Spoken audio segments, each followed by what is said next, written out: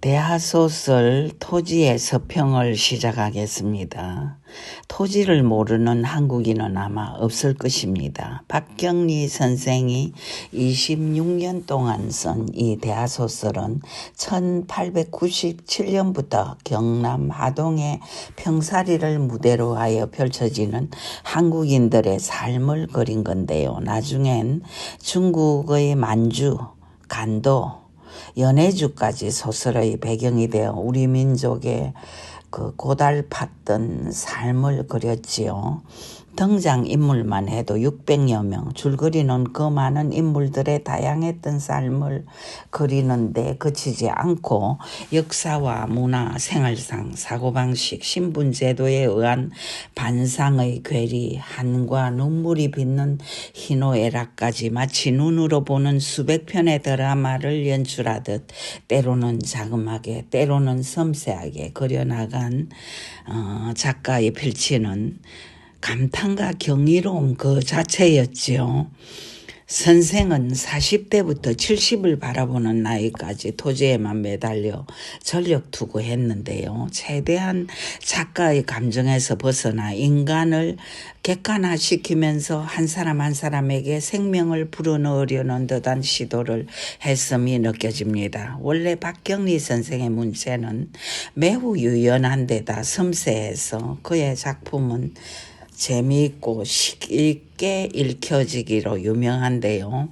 작가로서 명성과 안정을 얻었던 시기부터 쓰여진 것이기 때문에 더더욱 극적인 재미나 여유가 느껴지고 막히지 않고 전개되는 드라마틱한 내용은 독자들을 열광하게 만드는 것 같습니다.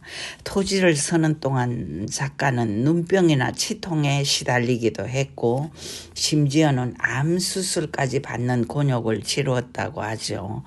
때때로 나는 토지로부터 멀리 달아나고 싶었고 세상으로부터 숨고 싶었다 라고 그는 훗날 고백했는데요. 공감이 가는 얘기였지요. 원래 그는 평탄치 못한 가정에서 자랐고 형제 자매도 없이 외로웠던 걸로 알려집니다. 아버지는 단아한 용모를 가진 신사였지만 아내를 외면한 채 딴 살림을 차렸다고 하지요. 통영이 고향인 그는 그래서 길거리를 가다가 아버지를 만나도 늘 외면을 했다는데요. 전형적인 한국 여인이었던 어머니는 삭바느질로 겨우겨우 딸을 기르면서 살았다고 하지요. 아이러니하게도 분노하기까지 했던 아버지의 성품이나 기질을 나는 참 많이 닮았다고 수레했는데요. 원래 통영 사람들 상스럽지 않고 도도하며 자존심 강한 기질로 유명하지요. 여학교와 전문학교를 나온 그는 잠시 교편을 잡았고 키가 크고 성품이 어진 남편과 결혼해 남매를 낳았지만 6.25 때 남편과는 사별했지요. 남편이 감옥에 갇혀 있다가 행방이 묘연해지고 결국 죽은 걸로 밝혀졌거든요. 남매를 낳았지만 아들 역시 전쟁통에 죽었지요. 호르몬이까지 모신 여성 가장으로서의 그의 삶이 얼마나 치열하고 혹독했던 건지는 그가 발표한 자전적 소설에서 많이 드러나고 있습니다.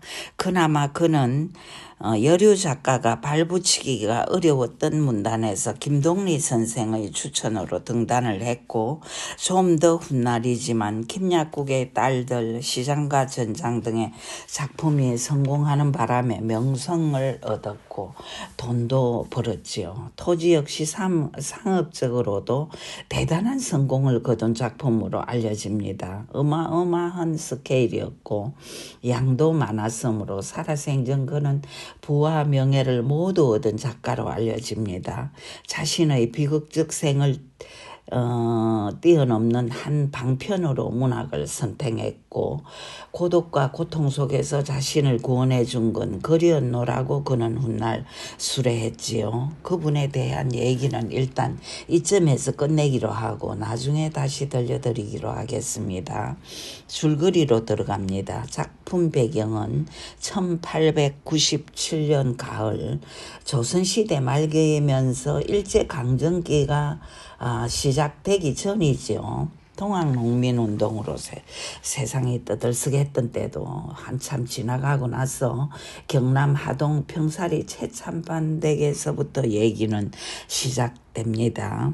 최참반댁이라고 불리는 건 조선시대 참판의 벼슬을 지낸 오대조 할아버지가 있었기 때문인데요. 이후에 어찌된 셈인지 이 댁에서 낳는 아들은 젊은 나이에 아들들을 낳기만 하면 그 젊은 나이에 요절을 했죠. 그래서 지금은 청산가부였던 윤씨 부인이 이 집의 어른으로 군림하고 있죠. 외아들 최치수는 어릴 때부터 병약했고 엄청난 재물이 쌓인 집안의 당주였지만 아내 별당아 씨와 더불어 아들을 낳지는 못했지요.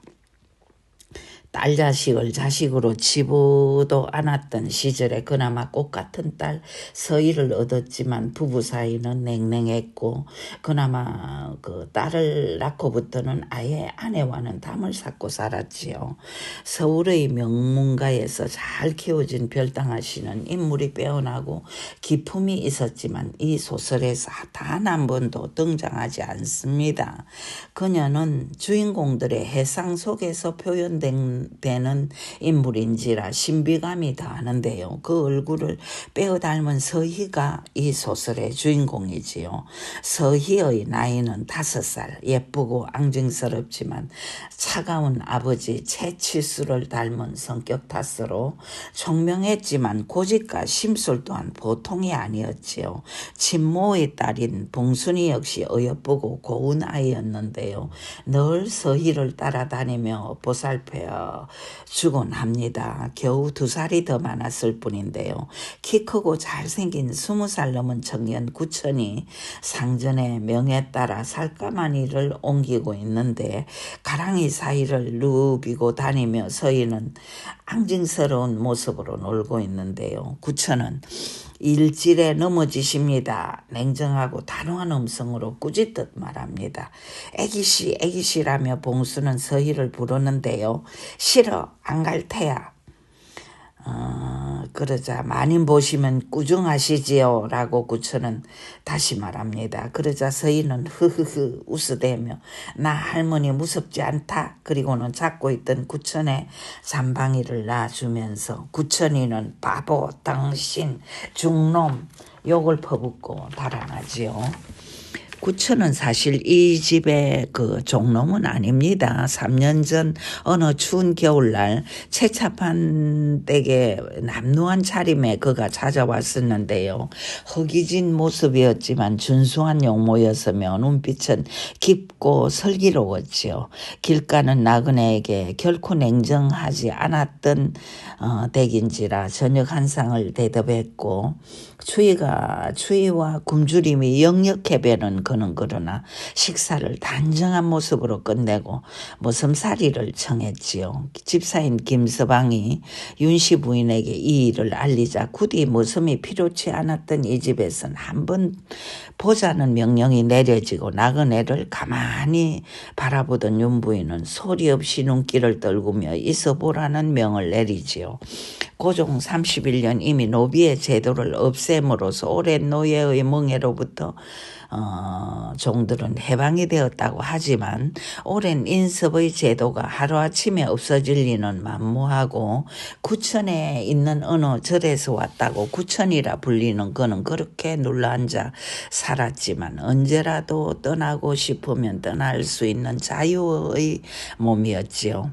나중에 알려진 바로는 그는 절에서 자라다가 동학농민운동을 하던 김계주를 따라 다녔다는 소문이 돌았는데 그가 자랐다는 그 절은 옛날에 윤씨 부인이 다녔던 절이었다는 그 우관 스님이 계신 절이었다는 얘기가 있었지요.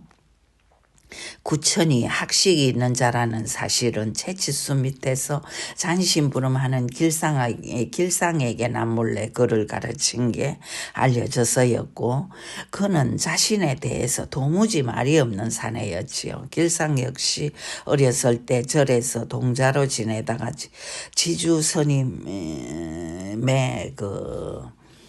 배려로 이댁으로 온 소년이었는데, 얼굴이 준수하고 큰 키에 어질고 슬기로운 성품을 지닌 터라 구천이 가르쳐주는 공부를 열심히 따라하며 그를 서성처럼 섬겼죠. 그러던 중 뜻밖의 사단이 나고 맙니다. 서희의 엄마이자 채치수의 아내인 별당아 씨랑 구천이 정분이 났다는 것이죠.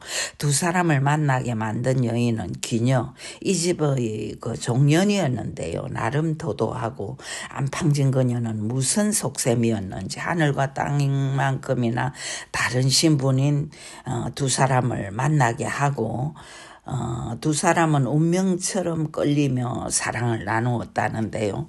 목숨을 건 이 사랑이 알려진 건 기녀가 또 윤씨 부인에게 고자질을 했기 때문이라고 알려집니다. 젊은 두 남녀는 고방에 가두어지고 때마침 채치수가 출타 중이라 이 일은 윤씨 부인의 재량으로 죽이든지 태형을 당하든지 하게 되어 있는데, 갇혀있는 그날 밤 지도새도 모르게 한밤중에 두 남녀는 어디론가 사라지고 말지요. 도대체 고방문은 누가 열어준 것일까요? 시시한다고 해서 모를까요? 온 집안이 발칵 뒤집어지고 밖에서 돌아온 채치수에게 이 일은 전에 듣게끔만 냉정한 데다 늘 냉소적이고 개팍하기까지 한 그는 한마디 말이 없지요. 그리고 나서 엄마를 잃은 서희의 눈물 젖은 태악이 연일 이어지고 온 집안이 어린 애기씨의 울음바람에 그런 난리가 없습니다.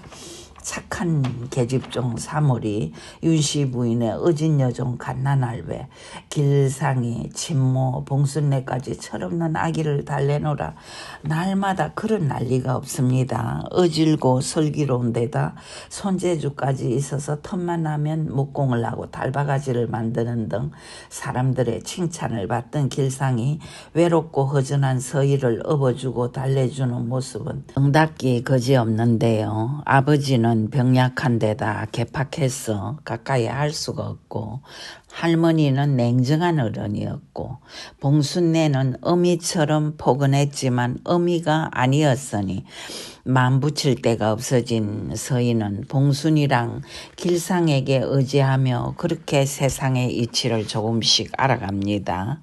이런 집에 먼 일가부치인 조중구가 이따금씩 나타납니다. 몰락한 양반 가문이었을까요? 그는 윤씨 부인의 시댁 쪽 일가부치였는데요.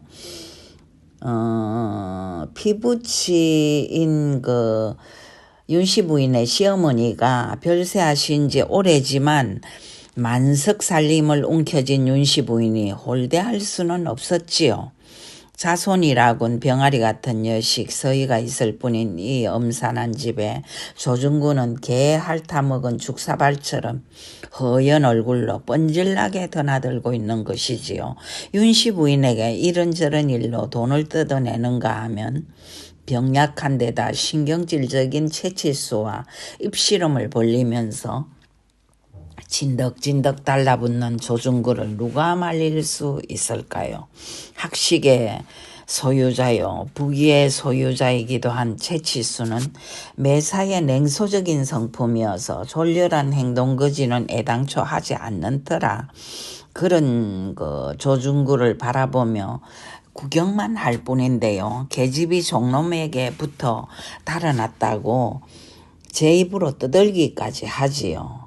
형님 뻘인 조중구를 사람 대접은커녕 무시하는 태도인 것이지요. 키는 작고 통통한 데다 머리는 크고 얼굴은 허옇고 벤질벤질하고 유들유들한 전형적인 악인의 유형인 조중구는 비루하고 염치 없는 인품을 스스로 감출래야 감출 수가 없고 나름 이 불행한 집안의 환란을 구경하며 적당히 이용하는 재미에 들려 있지요. 그런 그가 하루는 채치수에게 사냥을 한번 해보면 어떠냐고 제의를 합니다. 운동도 되고 바람도 쐴 겸 지리산이 코앞이니 안숙맞춤이 아니냐는 거지요. 구미가 동안 채치수는 그거 좋은 생각이라며 두둑하게 돈을 주며 사냥총을 구해오라고 시킵니다. 채취수는 또 길잡이에 필요한 포수를 섭외하기 위해 마을에 평산을 불러들이는데요. 무섭게 학대하며 아내가 버는 돈으로 노름판을 돌아다니는 망나니 어쩌면 조중구도 서러워할 악인이자 인간 말종인 평사는 중인계급으로 자신에게 시집온 함한댁을 한없이 학대하며 살아가는 그런 인간이지요. 몰락한 양반이라는 신분을 코에 걸고 어설픈 허영심까지 지닌 평산에겐 자기를 닮은 거복과 어미를 닮은 한복 두 아들이 있는데요. 형제는 무도한 아비 대신 온전한 정신을 가진 어머니 함한댁의 보호를 받으며 일단 자라고 있습니다. 신분사회에서 남편이 양반이라는 허영심 하나로 무섭게 학대당하면서도 견디고 있는 함한댁. 아무튼 이런 평산을 불러들인 채치수는 넉넉한 노잣돈에다 시동으로 종놈 3수를 딸려서 지리산으로 일단 보내지요. 포수를 섭외하라는 거지요. 마을을 드나드는 포수라면 강포수인데요. 힘도 좋은데다 선량하기까지 한 강포수를 평산이 잘 알고 있으므로 보낸 것이지요. 이것도 기회다 하고서 평산은 있는 그들음 없는 그들음 다 피우며 유람차 지리산은 금방으로 떠나지요. 노잣돈도 넉넉하겠다. 나귀에다 종까지 딸렸으니 이런 호사가 어딨나 싶은 것이지요. 한편 마을엔 용이, 윤보, 영팔이, 이팽이, 한조, 칠성이, 봉기 등 상민들이 옹기종기 모여서 가정을 이루고 사는데요. 칠성의 아내 이민애는 이쁘고 투기도 심하고 부지런하지만 간악하기 이를 데 없는 여인이고 용이의 아내 강청댁은 성격이 모난 데다 아기까지 낳지 못하고 거기다 또 바가지도 심하게 끓는 그런 여인으로 알려져 있지요. 이팽의 아내 두만내는 후득하고 인심도 후한 여인인지라 늘 그의 집엔 동네 안악들이 모여서 일도 하고 남의 흉도 보는데요. 야문에 막달래까지 모여 이야기꽃을 피우곤 하지요. 용이에겐 어린 시절부터 사랑을 나눈 월선이가 있었는데요. 무당의 딸이라는 이유로 끝내 맺어지지 못했죠. 그런 월선이 10년 전에 늙은이에게 시집을 갔다가 못 살고 얼마 전 돌아오자 참판댁의 윤씨 부인은 엄내에다 주막을 차려주었지요. 월선엄이 무당 월선내에게 진 빚이 있었기 때문인데요. 아무튼 그렇게 엄내로 들어와 월선이 산다고 해서 용이 뭐 어쩌고 저쩌고 한 것도 없건만 강청댁은 시시때때로 용이에게 대들며 폐악을 부리는데요. 용이 장날이면 월선의 주막에 들려 막걸리 한 사발을 사먹고 돌아오니 분하다는 거지요.